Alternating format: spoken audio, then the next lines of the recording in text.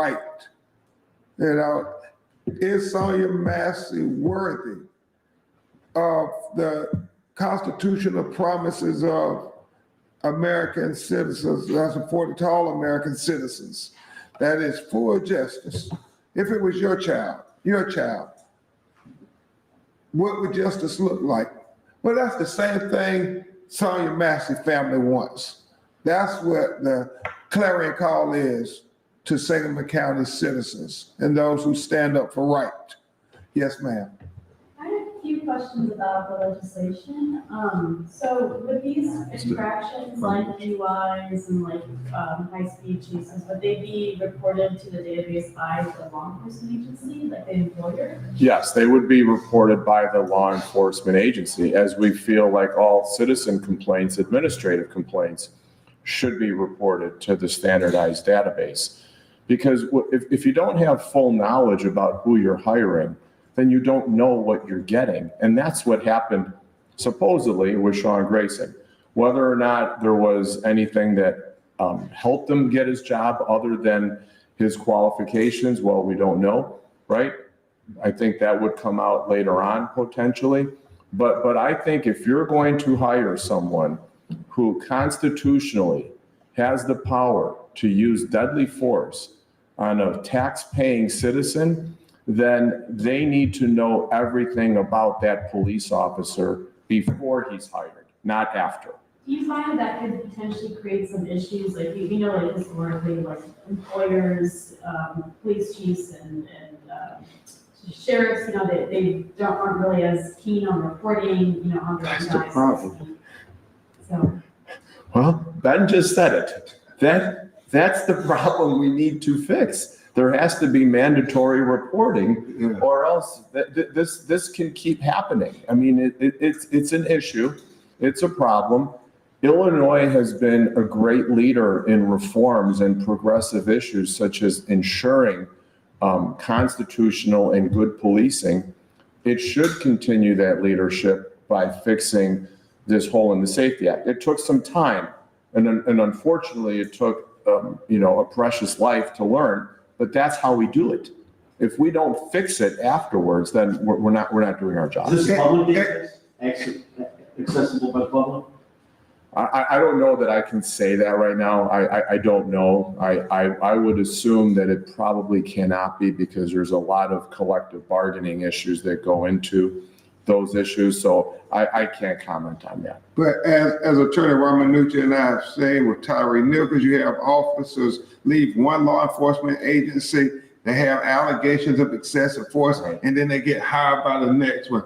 People die, and everybody's like, oh, why didn't you all check before? Why didn't you know that he had been accused of brutal excessive force on an inmate prior to this? Well, nobody told us. There was no requirement that somebody had to report it. I mean, Tamir Rice, we've seen case after case where police officers were allowed to resign at one law enforcement agency and then go next door, get hired by the next law enforcement agency and kill somebody. I mean, Tony's, metaphor of ticking time bomb is real. It's only a matter of time before they end up killing or, crucially harming some citizen who had a right to make law enforcement do their job. The law enforcement report on everybody else when they're accused of stuff. But it doesn't work when it's internally. You don't report on it. What kind of sense does that make? Are you working with any state lawmakers right now, like Senator Turner or? Well, I know we're going to share with Senator Turner. Senator Turner has been great in her leadership, saying that she's going to try to work to remedy what happened here. So it doesn't happen anywhere else in the state of Illinois. So Attorney Ramanuja is not only going to share it with Senator Turner, but we're also going to share it with the individuals at the head of the federal government, like we did with George Floyd. We're going to share it with Vice President Kamala Harris's office, as well as others who are interested in trying to get the George Floyd Justice and Policing Act passed finally. So we do have, by the way, we do, Ben and I have authored a white paper. It has been updated. I have some copies with me today. I can leave those, I can go get them and leave those with you. And that will give you a general sense. It's not going to be specific, but it's going to be a lot. Actually, I go back on that. There are a lot of specific recommendations in our paper, and we continuously update it. We're probably on our 8th edit right now. Because they keep killing people. Right.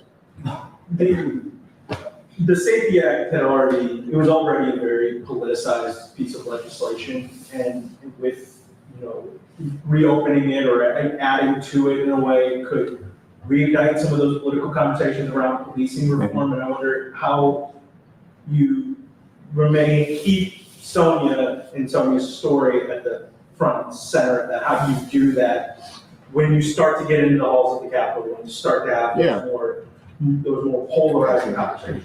The only thing I would say, and then Attorney Ramanucci certainly can answer, keep showing that video to the legislators. I mean, let them see that and say, hold on, obviously what we did didn't prevent these wrongs that caused this tragic death of this innocent mother.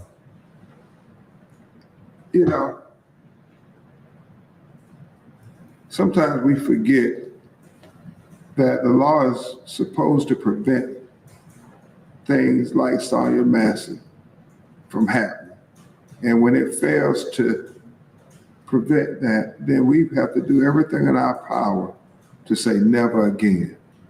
I'm sorry, Tony, he gets emotional. No, thank you. And I think that's a very fair question, because that up to the point where the safety bill was signed by Governor Pritzker, it was a Chicken Little world where the sky was going to fall as soon as this bill was going to be passed. And we've seen that hasn't happened. Right? In fact, I think the opposite has happened. We've seen crime in a lot of jurisdictions across Illinois actually go down. In my home county of Cook, a lot of the violent crime has gone down because of the no cash bail.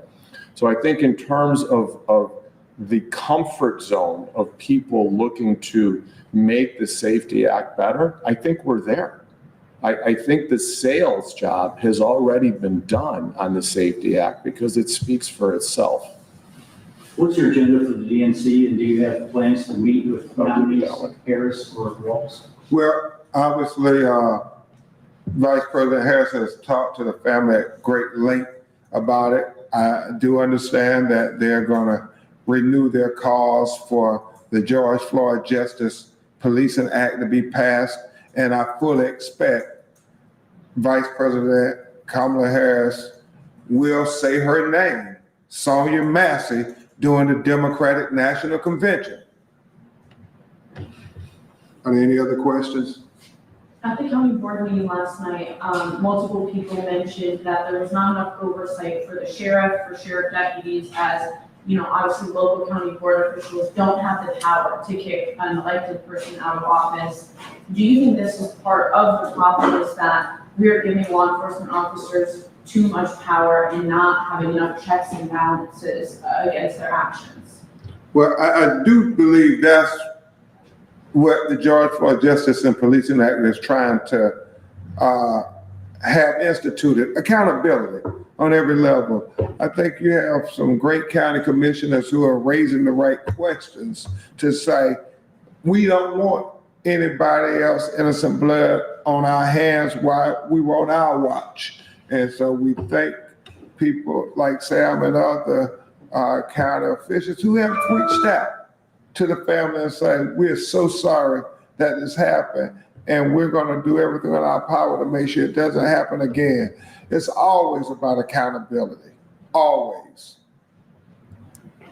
If there are no other questions, we will see you all tonight. We probably have some updates about this very issue tonight because we have some important meetings to go to now with the family. Thank you. Thank you. We'll go get that page. We're on news, you for Tony.